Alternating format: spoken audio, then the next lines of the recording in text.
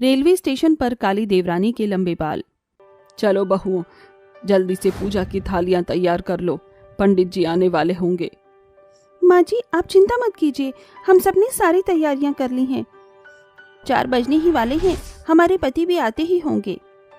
लो जी, हम पंडित के आने का इंतजार कर रहे थे और देखो पंडित जी आ गए। चलो सभी औरतें अपनी अपनी जगह पर बैठ जाओ। मोहिनी के कहने पर सभी औरतें अपनी अपनी जगह पर बैठ जाती हैं, जिसके बाद पंडित जी करवा चौथ की कथा सुनाना शुरू कर देते हैं। अब थोड़े थोड़े चावल अपने हाथों में लेकर पानी के कलश में डालो और उसके बाद अपनी अपनी थालियों को एक दूसरे को देती जाओ। जैसे ही एक चक्कर संपूर्ण हो जाएगा, आगे की कथा तब शुरू होगी। पंडित के इतना कहते ही सभी औरतें अपनी थालियां एक दूसरे को देने लगती हैं और एक घेरे में सबकी थालियां एक के बाद एक के पास आती जाती हैं। जैसे ही संपूर्ण एक चक्कर पूरा हो जाता है, वैसे ही पंडित आगे की कथा सुनाना शुरू करता है।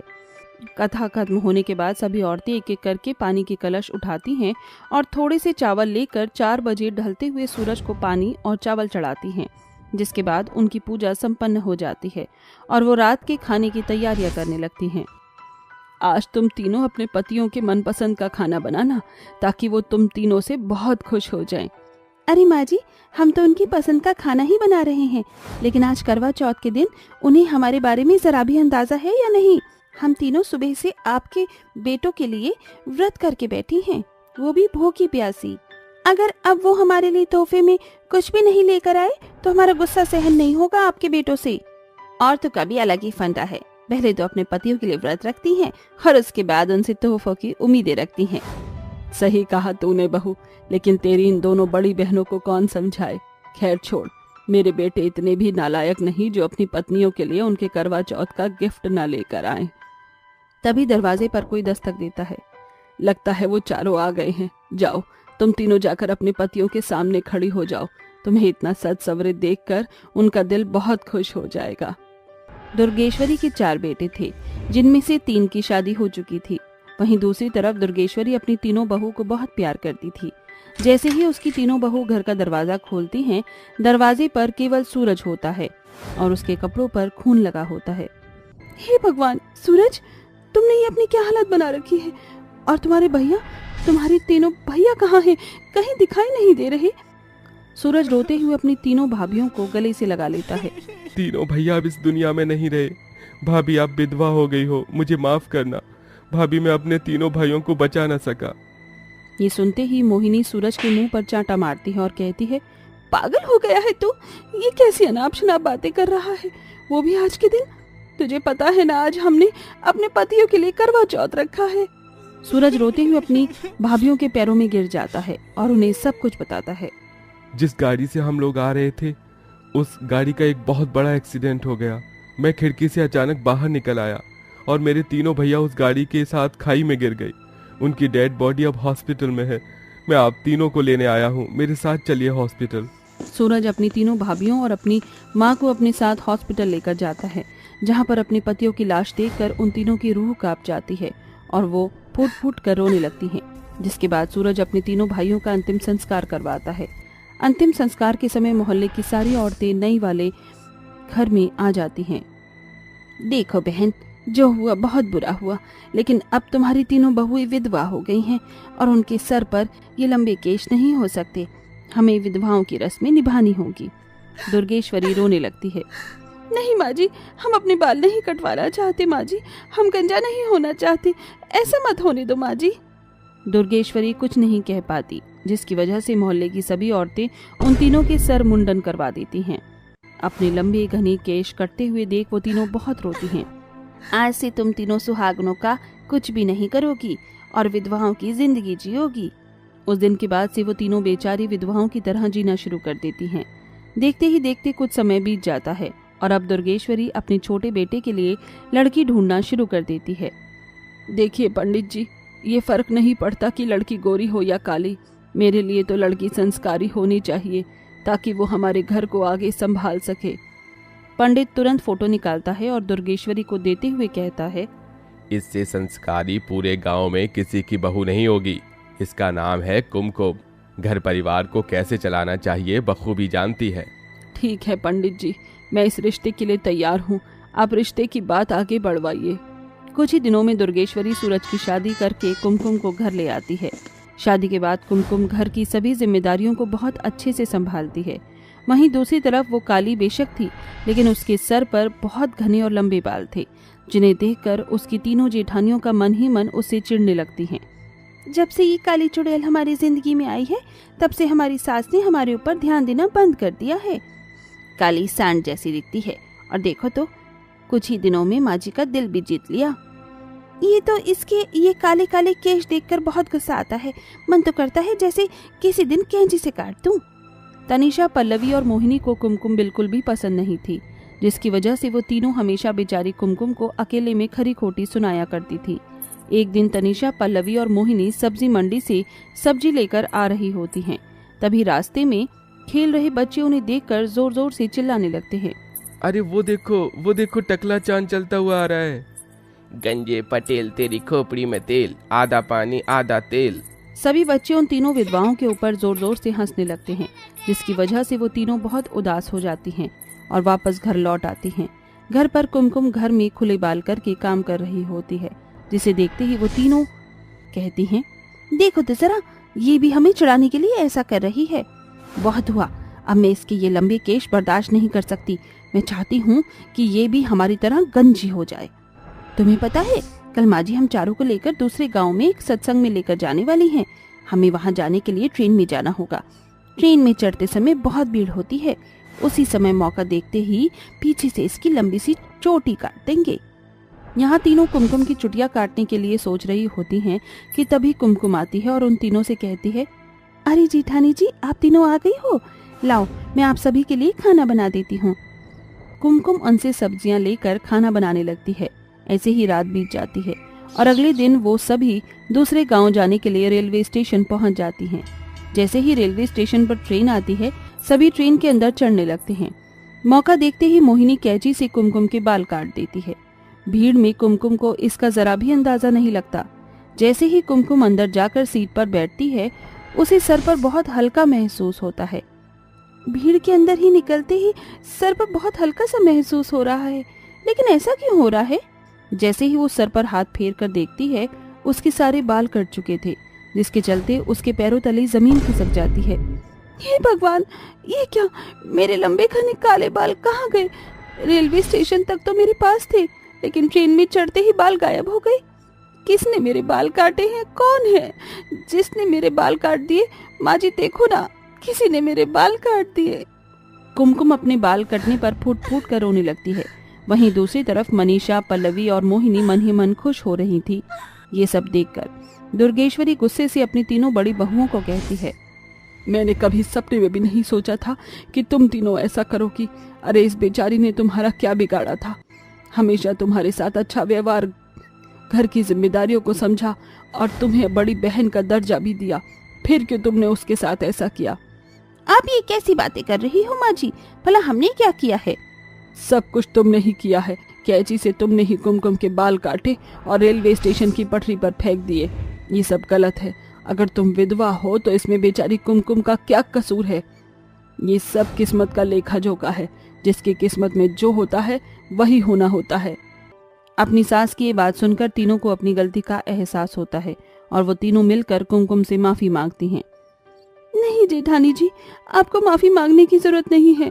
आपको अपनी गलती का एहसास है, मेरे लिए इतना ही काफी है। और फिर मेरे बालों का क्या है? ये तो फिर से बढ़ जाएंगे। कुमकुम की बात सुनकर उसकी तीनों जेठानियां उसे गले से लगा लेती हैं। उस दिन के बाद से उसकी तीनों जेठानियां उसके साथ खुशी खुशी रहने लगती हैं। अंबिका बर्तन मांज रही होती है, तभी बारिश होने लगती है। बारिश शुरू हो गई है। मुझे जल्दी से इन लकड़ियों को उठाकर घर के अंदर ले जाना होगा। ये कहकर लाचार गर्भवती बहू लकड़ियों की भारी गठरियों को उठाकर घर में ले आती है। हे माँ दुर्गा, पता नहीं क्यों पेट में दर्द हो रहा है। आह माँ! अंबिका दर्द में तड़प रही होती है।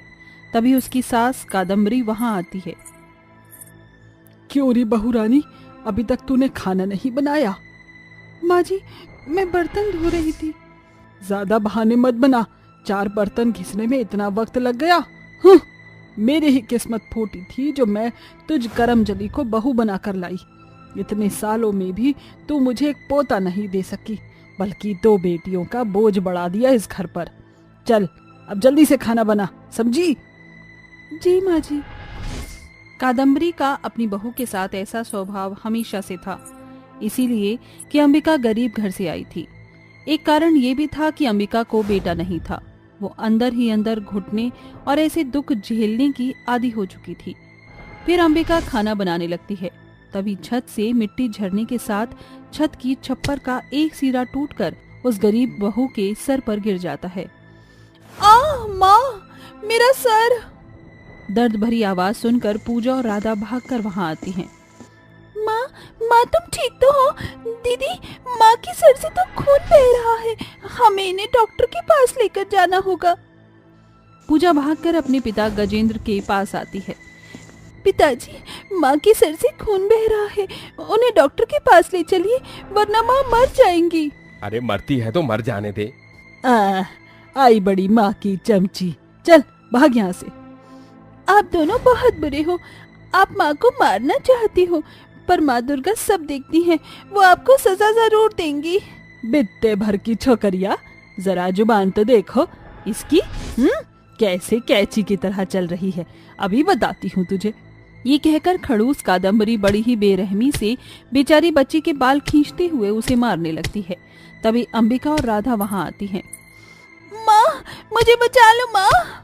माँ जी, आप ये क्या कर रही हैं? आप मेरी बच्ची को क्यों मार रही हैं? आपके सीने में दिल है या पत्थर? इंसान से नहीं तो भगवान से डरिए।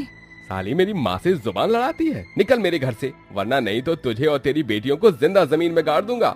फिर गजेंद्र अंबिका को जमीन पर घसीटकर भरी बरसात में उसकी दोनों बेटियों के साथ घर से निकालकर दरवाजा बंद कर देता है। अजी दरवाजा खोलिए। माँ जी, मुझ पर नहीं तो मेरी बेटियों पर तरस खाइए। इस बरसात में मैं कहाँ जाऊंगी?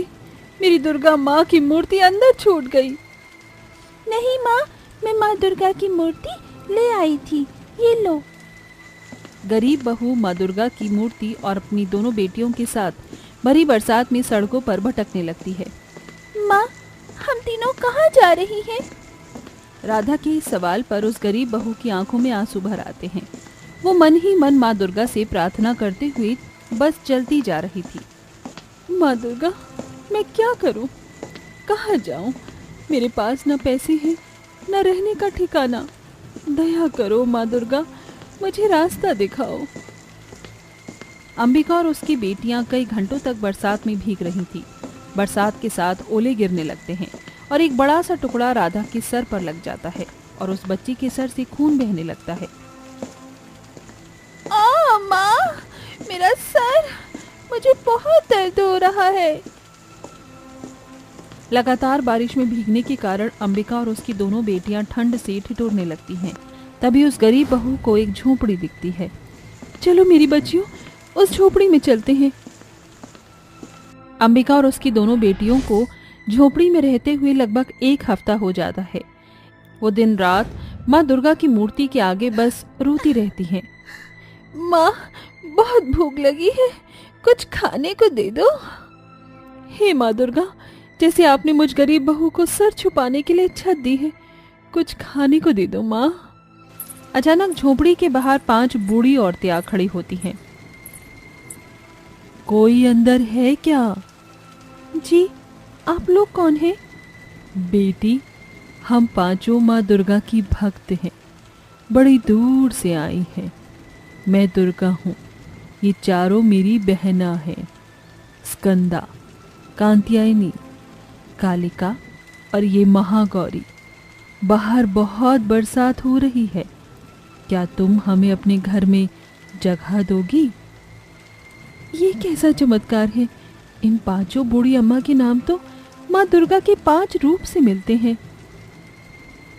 बेटी, तुमने जवाब नहीं दिया, अंदर आ जाए। हाँ, क्यों नहीं अम्मा, आइए ना, मैं भी माँ दुर्गा की भक्त हूँ और एक भक्त ही तो एक भक्त के काम आता है। यहाँ बैठिए। 5 बूढ़ी औरतें झोंपड़ी के एक ओर बैठ जाती हैं। तभी पूजा फिर कहती है, माँ, मुझे बहुत जोरों की भूख लगी है, खाना दो ना माँ। बेटी, ये लो, हमारे पास थोड़ा चावल और गुड़ है, इससे कुछ बना लो, क्योंकि इस हालत में तुम्हारा भूखा रहना ठीक नहीं, और फिर तुम्हारी बेटी को भी भूख लगी है। गरीब बहू उस चावल और गुड़ को हाथ में लेकर कहती है, माँ दुर्गा को गुड़ की खीर का भोग सबसे ज्यादा पसंद है, वही बना लेती हूँ।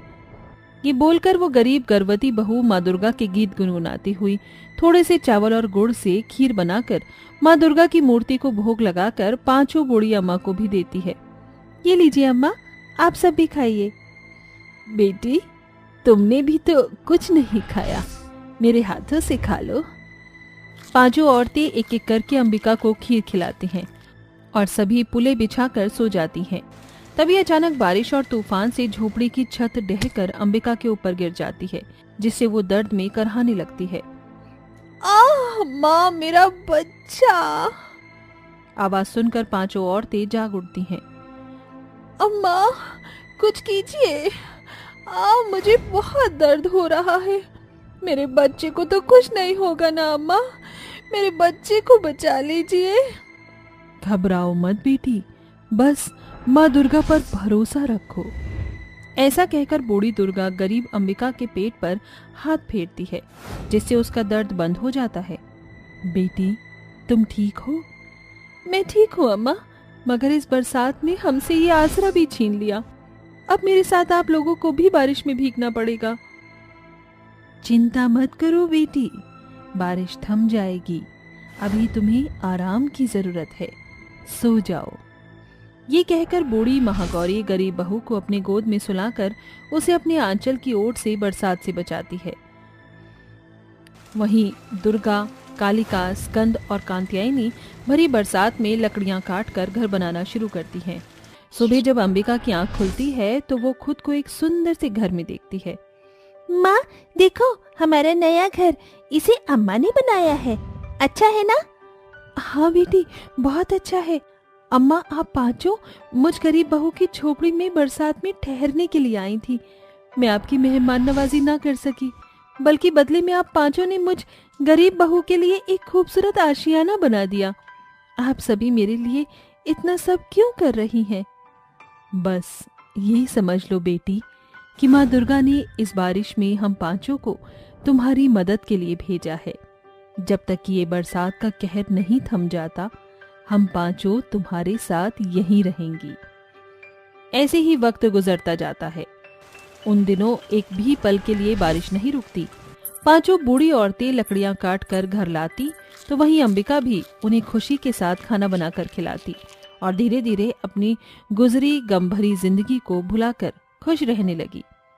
और उस रात भरी बरसात में अंबिका को प्रसव पीड़ा उठा। माँ, मेरा बच्चा! चलो बहनों, आज हम पांचों को इस बच्चे को इस दुनिया में लाना है। माँ! हिम्मत रखो, हिम्मत मत हारना अंबिका। बस अपने बच्चे के बारे में सोचो, जिसे तुम इस दुनिया में लाने जा रही हो। माँ, मुझसे ये दर्द बर्दाश्त नहीं हो रहा। हर औरत के अंदर एक दुर्गा होती है, अपने अंदर की दुर्गा को पहचानो बेटी। अंबिका लगातार माँ दुर्गा का नाम लेती है। आखिरकार पांचों औरतें भरी बरसात में उस गरीब दुखियारिन बहू का बच्चा इस दुनिया में ले आती हैं और फिर देखते ही देखते वो 5 औरतें माँ दुर्गा के 5 रूपों में बदल जाती हैं। घबराओ नहीं बेटी, मैं माँ दुर्गा और मेरे 5 अवतार अब तक तुम्हारी परीक्षा ले रही थी। तुमने कठिन परिस्थिति और बरसात के कहर में भी माँ दुर्गा पर विश्वास करना नहीं छोड़ा। तुम्हारे अंदर माँ दुर्गा के प्रति बड़ी भक्ति को देखकर हम हर्षित हुई, इसीलिए तुम पुत्रवती हुई हो। ये हमारा आशीर्वाद है कि तुम सदा खुश रहो। ये कहकर 5 देवियां गायब हो जाती हैं, जिसके बाद अंबिका वहां पड़े पैरों के छाप पर माथा टेक कर कहती है, मेरा मन बार बार कहता रहा कि ये माँ दुर्गा ही थी। आपके 5 रूपों के दर्शन को पाकर मेरा जीवन धन्य हो गया माँ। इसी के साथ गरीब बहू की ये कहानी यहीं खत्म होती है। जब भी भक्ति के साथ भक्त माँ को पुकारते हैं तो माँ किसी न किसी रूप में उनकी मदद के लिए आ ही जाती हैं।